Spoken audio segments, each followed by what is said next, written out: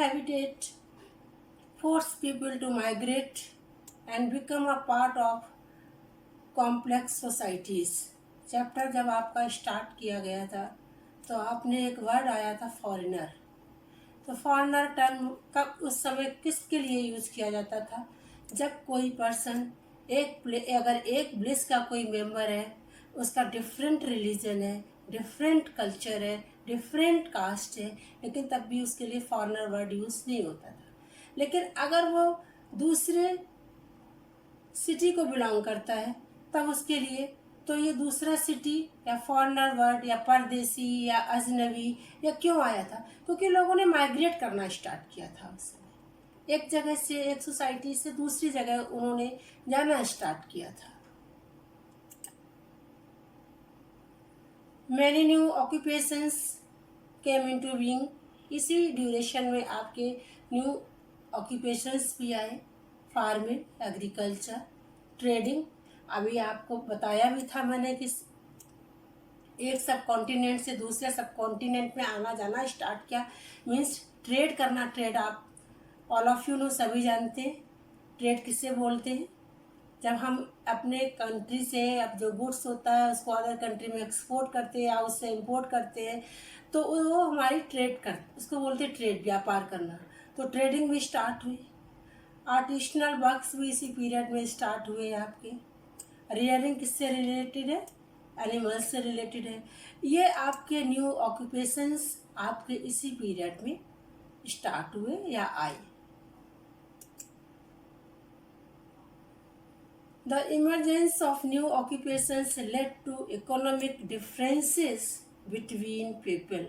आपको एक बहुत इम्पॉर्टेंट चीज़ ये समझनी है कि जो ये न्यू ऑक्यूपेशंस आए इसमें कहीं ना कहीं इकोनॉमिक डिफरेंसेस भी लोगों के बीच में आने स्टार्ट हो गए। इकोनॉमिक डिफरेंसेस आप समझ रहे होंगे किसको बोलेंगे? जहाँ पर आपका रिच पुअर या आपके किसी जो आपकी कंडीशंस होती, फाइनेंशियल जो बैकग्राउंड होता है उसके बेस पर तो जो डिफरेंसेस स्टार्ट हुए वो इसी ड्यूरेशन में स्टार्ट हुए। सोशल डिफरेंसेस, इकोनॉमिक डिफरेंसेस अभी आपने पढ़ा था। इसके बाद में सोशल डिफरेंसेस भी जो आपके आए हैं इस पीरियड में बहुत ज़्यादा हुए। वो सोशल डिफरेंसेस किस बेस पर हुए? कास्ट। बच्चों आपने वैदिक पीरियड में क्लास 6 में मैंने आपको बताया था कि वैदिक पीरियड में कास्टिज्म नहीं था, लेकिन लेटर वैदिक पीरियड आते आते सोसाइटी 4 पार्ट में डिवाइड हो गई थी, ब्राह्मण, क्षत्रिय, वैश्य एंड शूद्र। आपने पढ़ा भी था क्लास 6 में। तो ये जो कास्ट सिस्टम था, कास्ट के बेस पर डिफरेंसेस सोसाइटी में आने लगे थे। कास्ट के बाद सब कास्ट, मीन्स ये 4 ग्रुप में जो सोसाइटी डिवाइड थी उसमें जो 1 ग्रुप बना उसके अंदर डिवीजन किया गया, ये सब कास्ट का डिवीजन हो गया।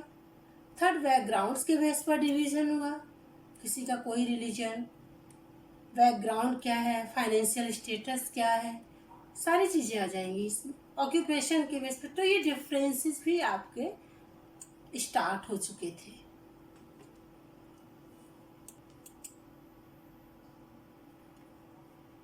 Each subcaste or जाति framed their own sets of rules and regulations for their people meant to be followed.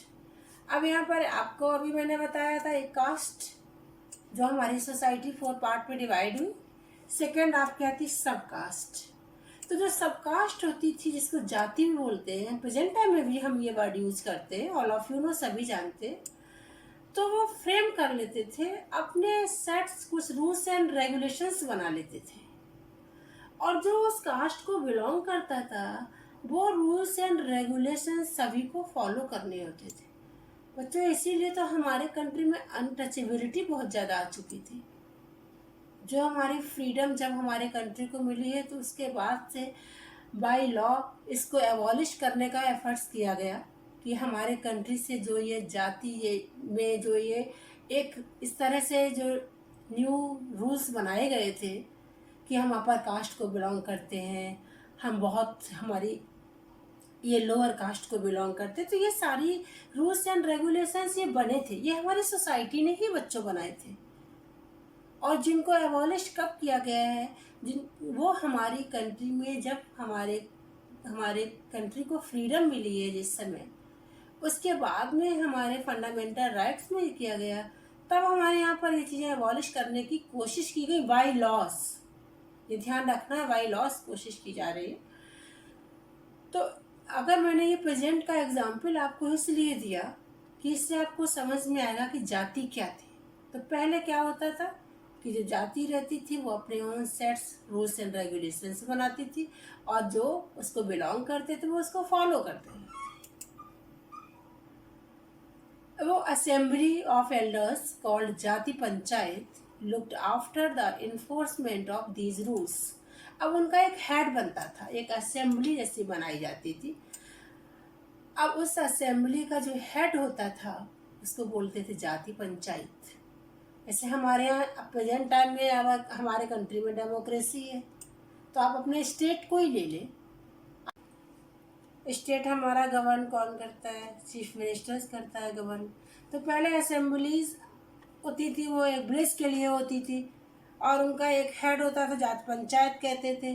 Present time में हमारी लेजिस्लेटिव असेंबली है, लेकिन our state is govern by the chief minister, क्योंकि अब हमारे यहाँ डेमोक्रेसी है। हमारे यहाँ ब्लिस में डिवीज़न नहीं है, स्टेट सेंट्रल एंड लोकल आपने पढ़ा, इस तरह से डिवाइड किया गया है।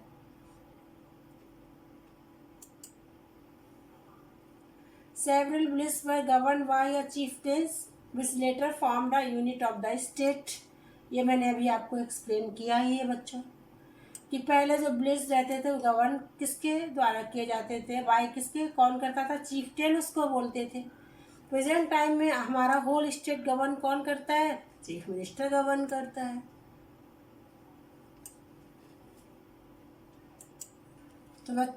तो स्टूडेंट्स, आपका टॉपिक था new social and political groups. 700 to 1750 के बीच में आपके किस किस तरह के इनोवेशंस हुए, ideas, mobility, social, cultural, political changes किस तरह से आए, आपने इस टॉपिक में ये पढ़ा है। अगर बच्चों कोई भी कन्फ्यूज़न आपको लगता है, कोई भी कन्फ्यूजन रहता है, तो आप मुझसे डिस्कस कर लेंगे। ओके।